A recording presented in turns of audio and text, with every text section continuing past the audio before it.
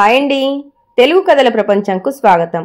ఇవాళ బాలల సచిత్ర మాసపత్రిక బాలమిత్ర నుంచి ధర్మరాజు అనే కథను వినేద్దామండి.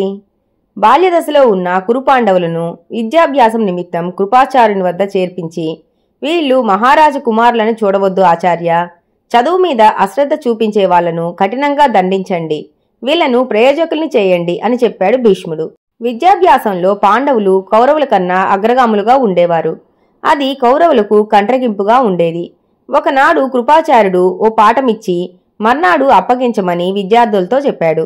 మర్నాడు విద్యార్థులంతా గురుదేవుడు ఇచ్చిన పాఠాన్ని అప్పగించారు. ఒక్క ధర్మరాజు తప్ప. ఏం ధర్మరాజా, నువ్వు అప్పగించవేం అన్నాడు కృపాచార్యుడు. ధర్మరాజు బిక్కుబిక్కుమంటూ పాఠంలోని మొదటి 3 వాక్యాలు నేర్చుకున్నాడు. కాని మిగిలిన 2 వాక్యాలు ఎంత ప్రయత్నించినా నేర్చుకోలేకపోతున్నాను గురుదేవా అన్నాడు. కృపాచార్యుడు ఆశ్చర్యపోయాడు. కుశాగ్రబుద్ధి గల నీకు 3 వాక్యాలు రావటం, మరి 2 వాక్యాలు రాకపోవటమా? వింతగా ఉందే. అయితే నువ్వు అబద్ధం చెప్తున్నావన్నమాట. వేకువజామున లేచి పాఠం చదవలేదన్నమాట అన్నాడు కోపంగా.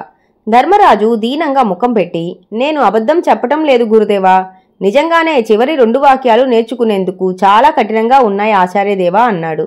అప్పుడు కృపాచార్యుడు అర్జునుడి వంక చూసి నీ నీతి వాక్యాలను మరోసారి అప్పగించమని ఆదేశించాడు. వెంటనే అర్జునుడు లేచి చేతులు కట్టుకొని వినయంగా, దీనుల ఎడ దయ చూపించుము, పెద్దలను గౌరవింపుము, దుష్టులను శిక్షింపుము, అసత్యమాడకుము, ఓర్పు కలిగి ఉండుము అంటూ గడగడా అప్పగించాడు. కుంతీనందన, అవే కదా నీవును అప్పగించవలసిన వాక్యాలు. అందులో కఠిన పదాలేమున్నాయి? వీటిని 104 విద్యార్థులు అప్పగించారే, నీకు చేత కావడం లేదా? చూడు ధర్మరాజా, ఇప్పుడు పాఠం అప్పచెప్పకపోయావో ఈ బెత్తంతో నిన్ను చావకొట్టడం ఖాయం సుమా అన్నాడు కృపాచార్యుడు. ధర్మరాజు కళ్ళు మూసుకుని కుడి చేతిని ముందుకు చాచాడు. తనను కొట్టవద్దని ప్రాధేయపడకుండా ధర్మరాజు అలా చేయటం కృపాచార్యుడికి మరింత కోపకారణమైంది. దాంతో కృపాచార్యుడు చేతిలో ఉన్న బెత్తంతో ధర్మరాజును అదే పనిగా కొట్టనారంభించాడు. 1, 2, 3 క్షణాలు గడిచిపోయాయి. ధర్మరాజు ఇక ఆ దెబ్బలు భరించలేక, ఆచార్య కొట్టకండి, ఈ దెబ్బలు నేనిక ఓర్చుకోలేకపోతున్నాను గురుదేవా అంటూ బావురుమన్నాడు. ఆచార్యుడికి పసివాడి మీద జాలి వేసింది. పాఠం అప్పగించితే ఈ తన్నులు తప్పేవి కదా, అసలు ఈ పాఠంలో కఠినమైన వాక్యాలు ఏమున్నాయో చెప్పు ధర్మరాజా అన్నాడు. మధ్యలో అర్జునుడు కల్పించుకొని, గురుదేవా, అన్నగారి వద్ద తరచూ కొన్ని బంగారు నాణేలు చూస్తున్నాం అని ఫిర్యాదు చెప్పాడు. కృపాచార్యుడు మరింత ఆశ్చర్యపోతూ, బంగారు నాణెములా? వాటితో నీకేమి అవసరం ధర్మరాజా? అసలవి నీకు ఎలా వస్తున్నాయి అన్నాడు. గురుదేవా, ప్రతి ఉదయం తాతగారు మా సొంత ఖర్చులకు కొన్ని బంగారు నాణేలు ఇస్తారు. వాటిని నా సొంత ఖర్చుకు వినియోగించకుండా పేదవారికి దానం చేస్తాను. ఆ విధంగా అన్నగారు దీనుల ఎడల దయ చూపించు అనే వాక్యం నేర్చుకున్నారు గురుదేవా అని చెప్పాడు అర్జునుడు. గురుదేవా, అంతఃపురానికి మహాత్ములు మహర్షులు తరచూ వస్తుంటారు కదా అని ధర్మరాజు చెబుతూ ఉండగానే అన్నగారే దగ్గర ఉండి స్వయంగా వారికి సేవలు చేస్తూ ఉంటారు. ఆ విధంగా పెద్దలను గౌరవించుము అనే వాక్యాన్ని నేర్చుకున్నారాచార్య అని చెప్పాడు అర్జునుడు. ధర్మరాజు మరింత వినయంతో, ఆచార్య, నేను క్షత్రియుడను కనుక దుష్టులను శిక్షించడం నా కర్తవ్యం కనుక దుష్టులను శిక్షింపుము అనే వాక్యం నా పుట్టుకతోనే నేర్చుకున్నాను. అయితే అంటూ ఆగిపోయాడు. వెంటనే అర్జునుడు, గురుదేవా, నిన్న ఆటల్లో కోపం వచ్చిన భీమసేనుడు దుర్యోధనుణ్ణి అతడి సోదరులను అతి క్రూరంగా హింసించాడు.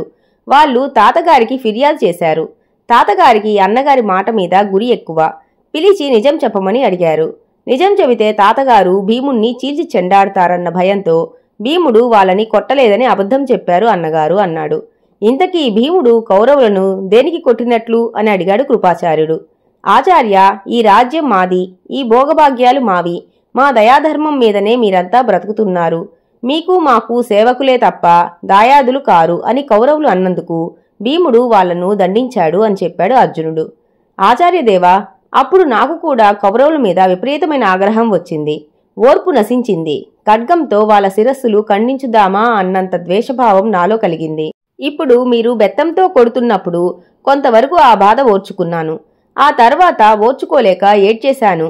గురుదేవా, అసత్యం ఆడకోము, ఓర్పు కలిగి ఉండుము అనే 2 వాక్యాలు నేను నేర్చుకోగలిగానంటారా? మీరే చెప్పండి గురుదేవా అంటూ ధర్మరాజు దీనవదనంతో అడిగాడు గురువు కృపాచార్యుణ్ణి. వెంటనే కృపాచార్యుడు బెత్తాన్ని విసిరిపారేసి ధర్మరాజును అమాంతం ఎత్తుకొని హృదయానికి గట్టిగా హత్తుకున్నాడు. ఇంతటితో కథ కంచికి మనం ఇంటికి.